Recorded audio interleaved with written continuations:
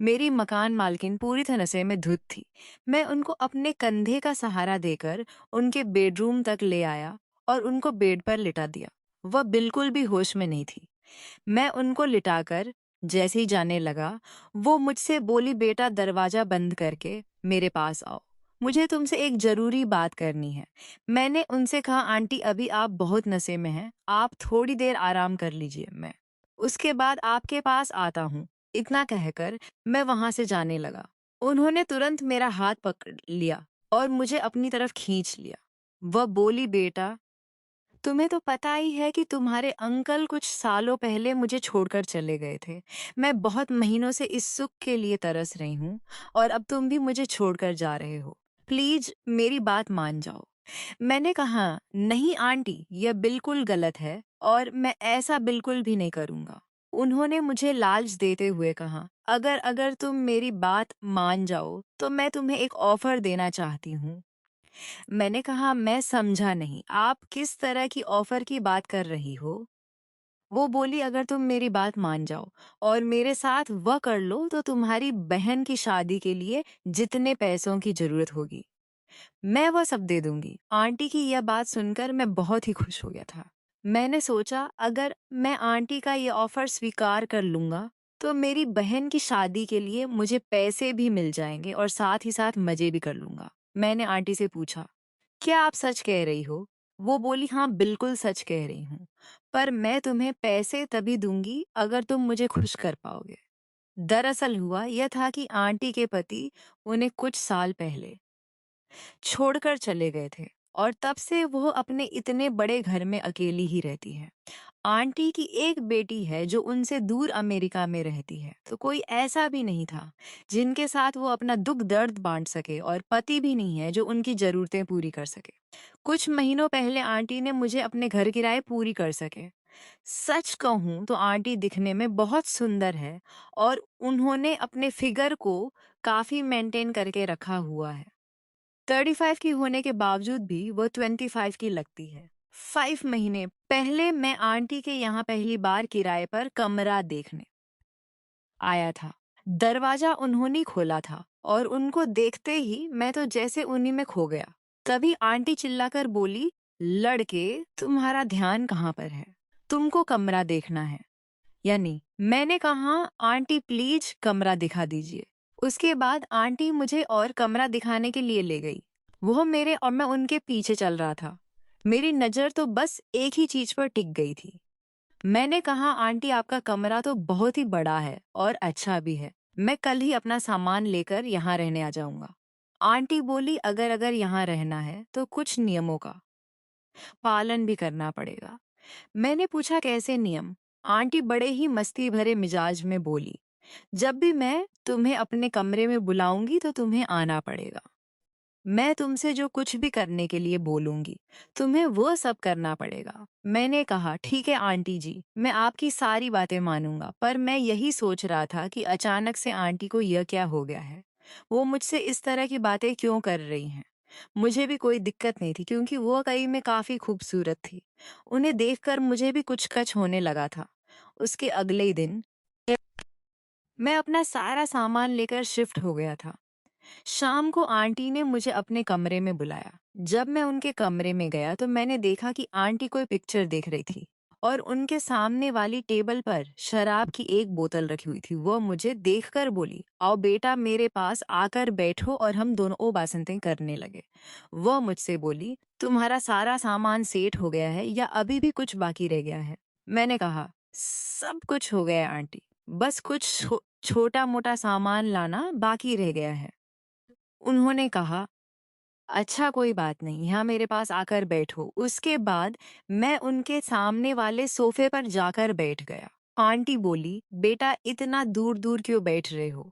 यहाँ आकर बैठो ना। मैंने कहा, नहीं आंटी मैं ही ठीक हूँ। आंटी बोली, तो मैं ही तुम्हारे पास आकर बैठ जाऊंगी। और इतना कहकर वो मेरे बगल में हिसट कर बैठ गई। मुझे यह सब बहुत अजीब लग रहा था। मुझे समझ में नहीं आ रहा था कि आंटी के दिमाग में क्या चल रहा है। मुझे असहज महसूस करता देख आंटी बोली, क्या हुआ तुम्हें? क्या तुम्हें औरतों के पास बैठना अच्छा नहीं लगता है? मैंने कहा वो बात नहीं है आंटी, पर आप ऐसे अचानक मेरे पास आकर बैठ जाएंगी, यह मैंने कभी सोचा नहीं था। आंटी बोली। आंटी बोली सो चली बात नहीं। अच्छा अब यह बताओ तुम्हारा नाम क्या है? मैंने कहा आंटी जी मेरा नाम सबकी जिंदगी में कुछ ना कुछ पहली बार ही होता है। और बात करते करते उन्होंने मेरा हाथ पकड़ लिया, पर मैं उन्हें कुछ बोल भी नहीं पा रहा था। आंटी बोली करण तुम तो जानते ही हो ना कि मेरे पति मुझे 1 साल पहले ही छोड़कर चलते गए थे, और तब से मैं बिल्कुल अकेली हो चुकी हूँ। मैंने पूछा आंटी अंकल आपको छोड़कर क्यों चले गए थे? आंटी बोली जब मेरी बेटी पैदा हुई थी तब डॉक्टर ने मुझसे कहा था कि अब मैं दोबारा कभी मां नहीं बना पाऊंगी, और यह बात सुनकर मेरे पति बहुत उदास हो गए थे क्योंकि उनको हमेशा से एक बेटा चाहिए था। कुछ महीने बीतने के बाद उन्होंने मुझसे कहा कि क्योंकि मैं उन्हें कोई वारिस नहीं दे सकती, इसीलिए वो मुझे छोड़कर दूसरी शादी करने जा रहे हैं। मैंने उन्हें बहुत समझाया था कि आज के जमाने में बेटा या बेटी में कोई फर्क नहीं होता है। जो काम एक बेटा कर सकता है, वह बेटी भी कर सकती है। हमारी बेटी भी हमें वह सारे सुख दे सकती है, जो एक बेटा दे सकता था। लेकिन उन्होंने मेरी कोई बात नहीं मानी और हम दोनों को छोड़कर चले गए थे।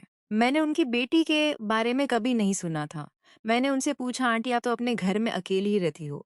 आपकी बेटी कहाँ है? आंटी बोली वो पढ़ाई करने के लिए अमेरिका गई हुई है। कुछ देर ऐसे ही बातें करने के बाद मैं वहां से चला आया क्योंकि मुझे सुबह ऑफिस भी जाना था। एक दिन जब शाम को मैं अपने ऑफिस से वापस आया तो मुझे आंटी के कमरे से कुछ आवाजें आती सुनाई दी। आवाजों से ऐसा लग रहा है जैसे कोई आंटी के साथ वो सब कर रहा है। पहले तो मुझे लगा कि हो सकता है कि आंटी कोई काम कर रही हो, और यही सोचकर मैं अपने कमरे में चला गया।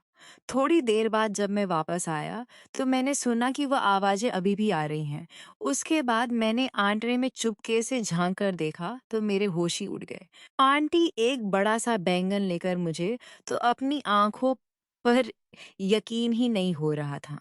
पर फिर भी मैं थोड़ी देर वहीं पर खड़ा होकर वो शो देखने लग गया। मैं भी उस खूबसूरत नज़ारे के मजे लेने लग गया। तभी आंटी अपना काम खत्म करके बाहर आने लग गई। उनको बाहर आता देख मैं तुरंत वहां से भाग गया। मैं सोचने लगा था कि आंटी तो इस उम्र में भी बहुत मेहनती है। जब से मैंने उनको बैंगन का इस्तेमाल करके देखा था, तब से मेरे मन में उनके लिए इज्जत और भी ज्यादा बढ़ गई था। तभी आंटी मेरे कमरे में आ गई और बोली बेटा बाजार जा रहे हो? मैंने कहा जी आंटी कुछ सब्जियां खरीदने के लिए जा रहा हूँ। आंटी बोली बेटा मेरे लिए भी 1 किलो बैंगन ले आना। मैंने कहा ठीक है ले आऊँगा आंटी, और इतना कहकर मैं बाजार चला गया। जब मैं वापस आया तो आंटी ने मुझे चाय पीने के लिए अपने कमरे पर बुलाया। मैं वहीं बैठकर चाय पीने लगा। तभी मेरे पापा का फ़ोन आ गया। उनसे बात करने के बाद मैं थोड़ी टेंशन में आ गया था। मेरी शक्ल पर टेंशन देखकर आंटी ने मुझसे पूछा, "क्या हो गया बेटा? पापा से बात करने के बाद तुम थोड़ा-सा उदास लगने लगे हो।" मैंने उनसे कहा, "कुछ नहीं आंटी, बहन की शादी सिर पर आ गई है। पर अभी तक उसके लिए दहेज की व्यवस्था नहीं हो पाई है। लड़के वालों ने दहेज में RS 25 लाख मांगे, पर अभी तक हमने RS बैंक लाख ही जुटा पाए हैं। बस इसी बात की चिंता मुझे और मेरे परिवार को खाए जा रही है।"